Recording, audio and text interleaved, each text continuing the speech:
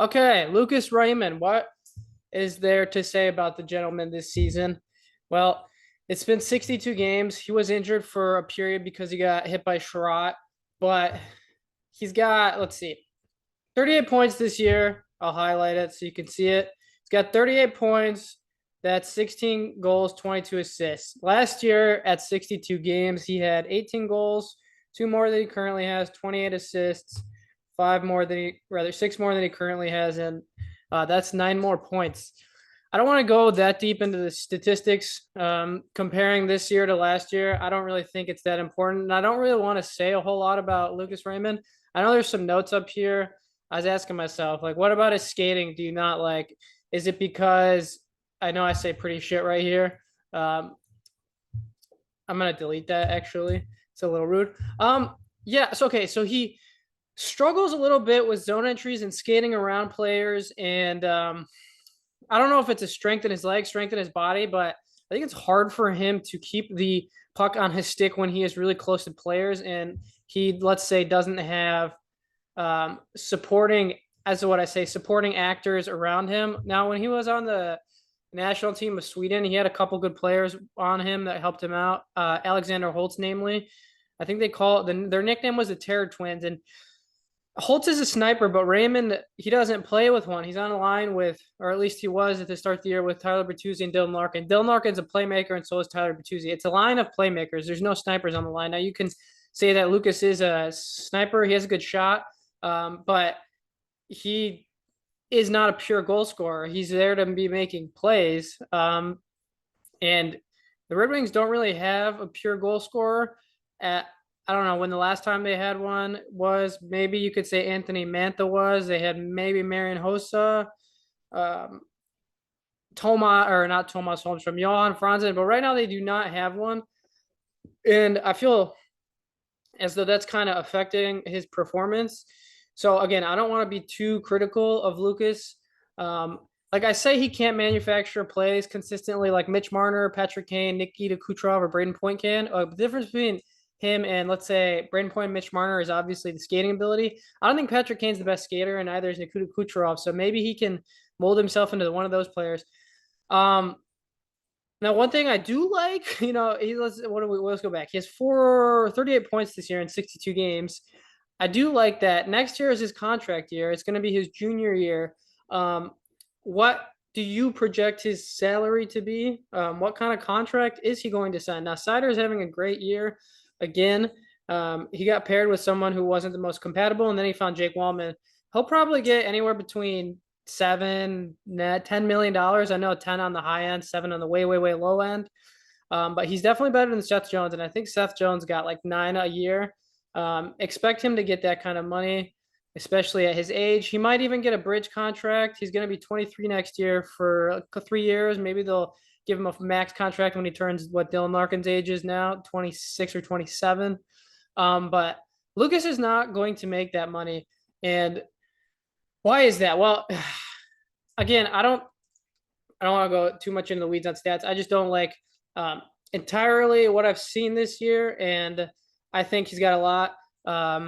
He's got I don't know. He's got, let's just obviously he has a lot of room to grow, and I would say he'll probably get anywhere between like maybe a bridge contract, like a year or 2 years, who knows, anywhere between $4 and like $6.5 million, which is a good thing, you know. He's definitely a really valuable player, and if he doesn't end up being somebody that costs a shit ton of money to get, like maybe he's like Anthony Beauvillier money, or try to think of another comparable player, maybe like Alex DeBrincat money. I don't know, probably a little bit less than Alex DeBrincat at this point, but that's something to keep an eye on. You know, Red Wings need goal scorers. Okay, like bottom of the league in scoring, bottom of the league, or bottom third in the league in power play percentage, goals scored per game. Their goaltending has been a lot better, so they're not giving up that many goals, but they're just not producing offensively. And you got to wonder, what are they going to do in the draft? Like right now, they just beat the Blues last night. So they have 71 points. They have ninth worst record. I think the odds of winning the draft are somewhere between like 3 and 5% for that spot. Blues are right on their tail. Coyotes kind of. So are the Vancouver Canucks. And there's 11 games left in the season. So who knows how far they will go. probably not far enough to get top 2 pick, which is where the lottery is.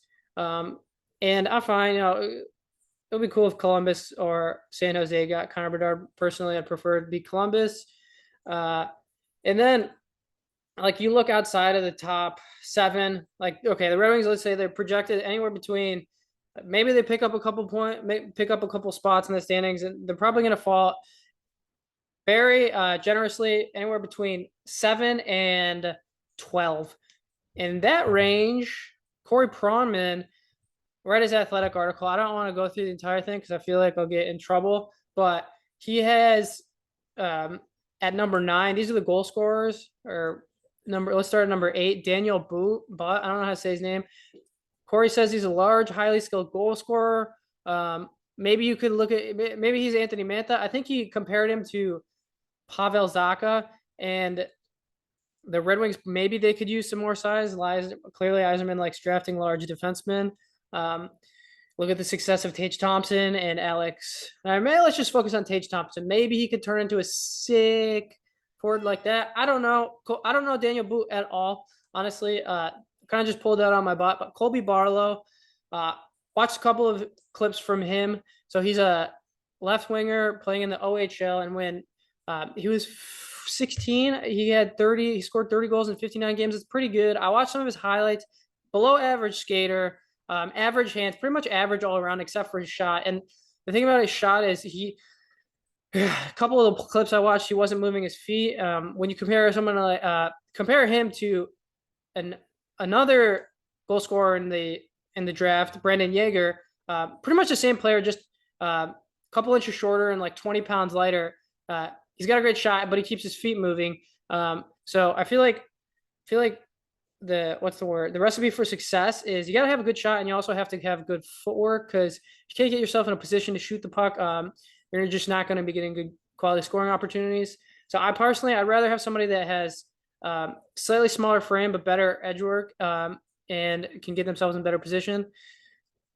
So that's someone like Brandon Yeager. You pay attention to that guy. The other guy is, here we have Oliver Moore. Now I want to scroll down all the way and see what exactly Corey Pronman said about him. We'll just read it straight from the mom's tits. So he's 5'11", 188, U.S. player, center. We like that.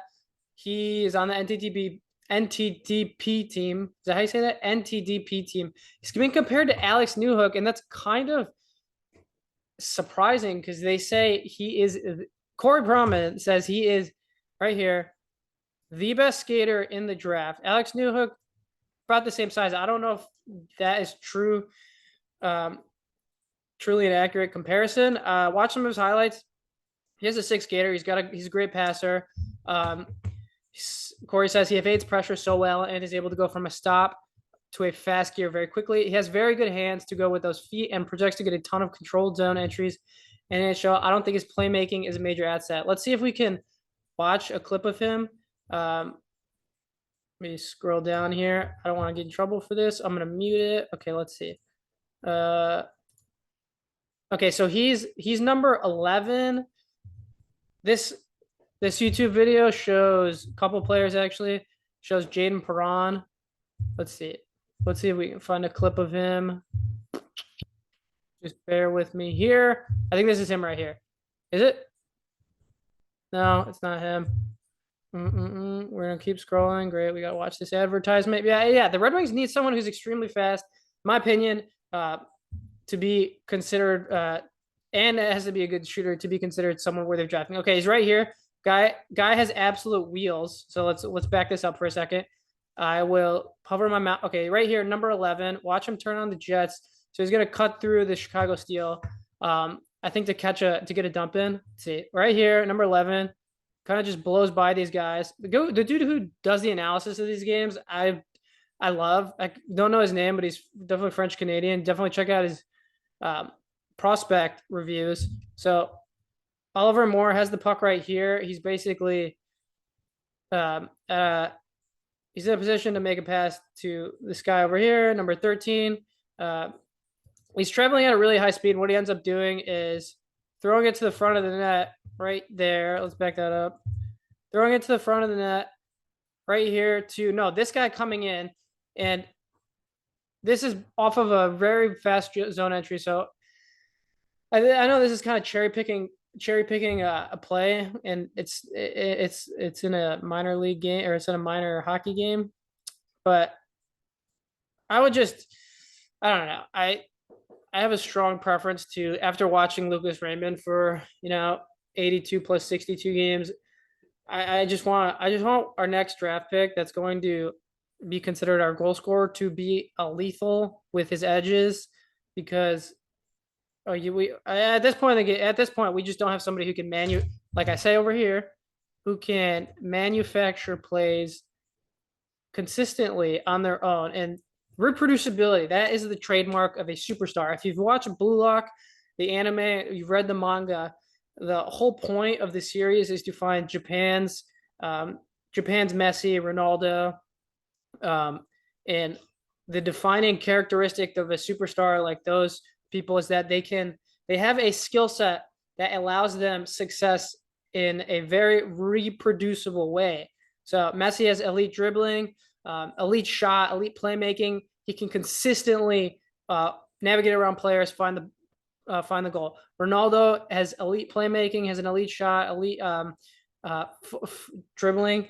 He can consistently score goals. Who's the other player? Let's just say McDavid, for instance.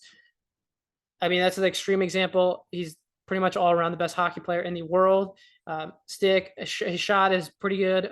Skating, stick handling, playmaking. He can score whichever way he wants. The Red Wings don't have one of those players. I don't know if they're going to get one in this draft, but that's what we're going to be looking for. So let's pay attention to Braden Yeager. I don't know about Colby Barlow and Oliver Moore.